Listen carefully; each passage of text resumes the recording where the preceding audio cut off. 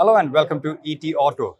As the automotive industry makes efforts towards getting more and more cleaner and sustainable, there is also new opportunities for tier one majors. And at Anand Group, the 19,000 crore rupee tier one major, they formed a specific business division called Anevolve, which focuses on clean and sustainable technologies to tap these opportunities. To tell us how things are progressing on that front, we have with us Mr. Sunil Kaul, CTO at Anand. Mr. Kaul, pleasure talking to you.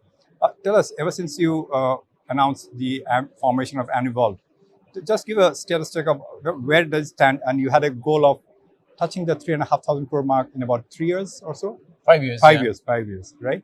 So, where do you stand now, and what are the new opportunities that you see as that you want to tap in terms of maybe with more organic, maybe and inorganic moves as well? Yeah, it's been a interesting journey so far. I think you know that we started with some of the products for two and three wheelers. I'm glad that today we have a complete product range. We cover every product range in 2-3 wheeler when it connects to the e-drive. We make motors right from hub motors to mid-size motors, mid-drive motors, right from 1 kilowatt up to 20 kilowatt. Right. So they're enough for 2 and 3 wheeler segment. And then similarly, we make all the controllers, inverters for these 2-3 wheelers. So our product range, when I look at 2-3 wheeler, is completed now.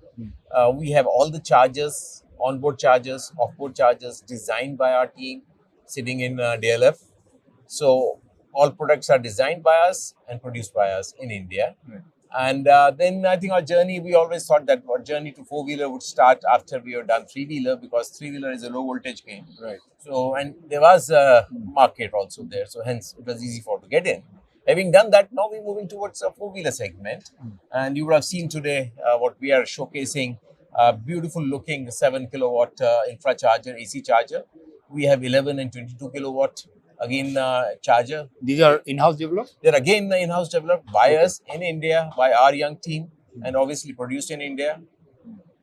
So now we're getting into so-called 3-in-1, that's onboard chargers and PDUs and DC-DC converter for four-wheeler. Four-wheeler is a high voltage game. So we are in a process of setting up a lab for high voltage.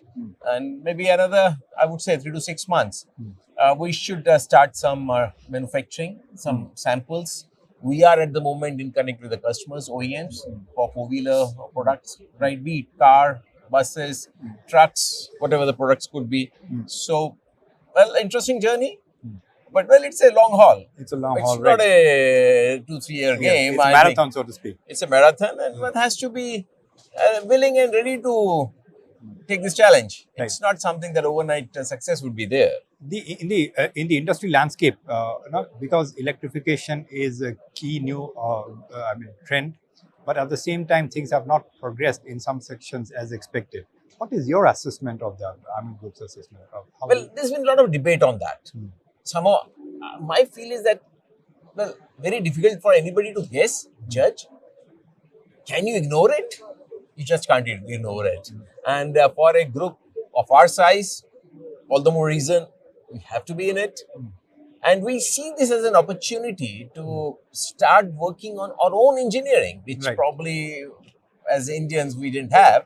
So it's a nascent technology. All of us are at the same level. Good opportunity to develop your own technology and play on it.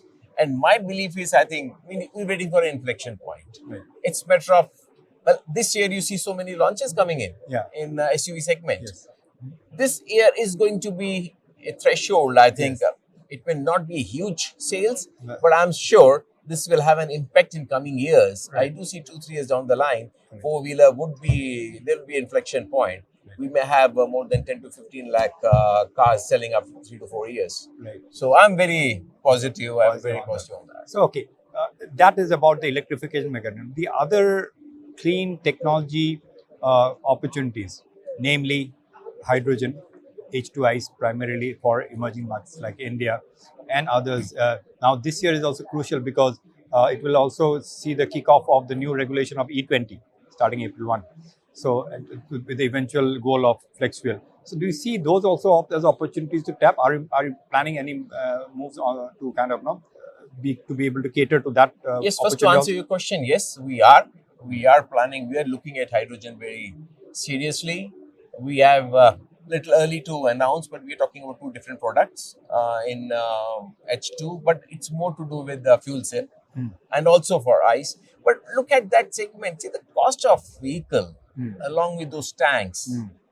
Practically, I would guess I would put a figure of 2 times. If you sell something today at 23 lakh rupees, I don't see any, its price could be less than 45 lakhs in if you go for hydrogen, including the tanks and fuel cells. Right.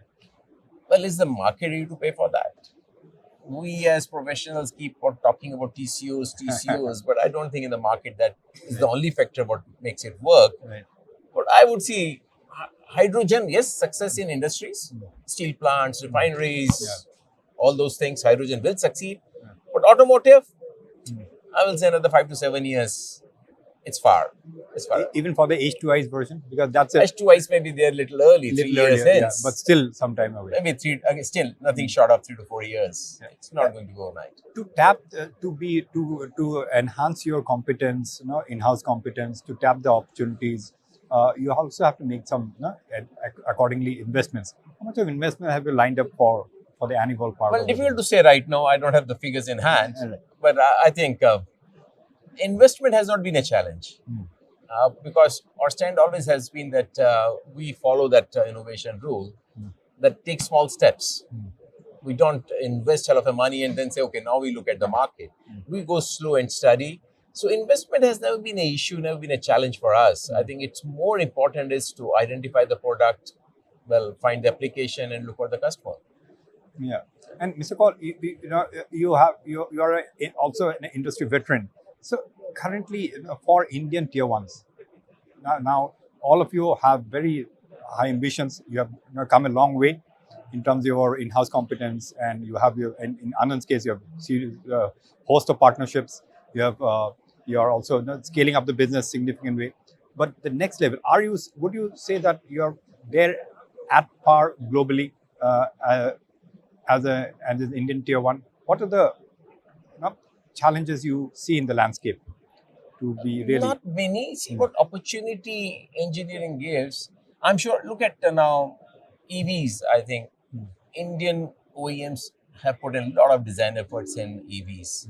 So that gives us an opportunity when we interact with the OEMs. So we co-develop. While in the old technology, when I say ICE, co-development was not to that extent.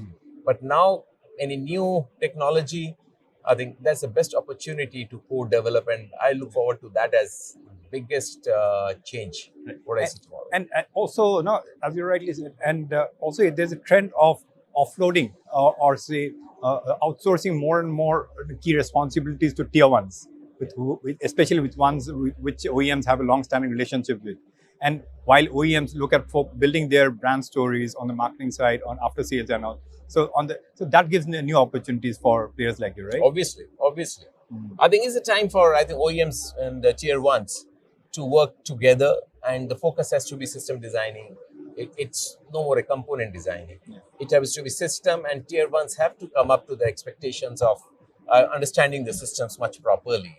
Yeah, and as the Indian engineering ecosystem also enhances its capabilities, I observe there's also some cases of reverse innovation, in the sense that yesterday's partner or joint venture partner or technology partner today is also a customer because of the India's frugal engineering. It's a reverse innovation happening. In your case also, I would say some instances. Well, nothing offhand will come to my mind as such, but today there's no competition, to be very frank. It's collaboration. If you look at globally in EV segment, people are fierce competitors. They are working together. Yes. They're working together. Right. They are collaborating in technology, in development, in marketing. So that era is gone because you are in a new segment. I think we all need to learn it together. Okay. On that note, Mr. Kaul, always a pleasure talking to you. Thank you. Thanks a lot. Thank you. And when do you hit that 3,500 mark? Well, let's hope. Let's hope all goes well. Let's hope. Yeah. On that note, all the very best. Thanks a lot. Thank you. There you heard Mr. Sunil Kaul, CTO at Anand. talking about the Anevolve, the Anevolve business, especially particularly the EV opportunities that Anand is tapping, and his thoughts on the hydrogen technology and how far it is from becoming a viable option in the bouquet of clean energy solutions. On that note, thanks for watching this interview.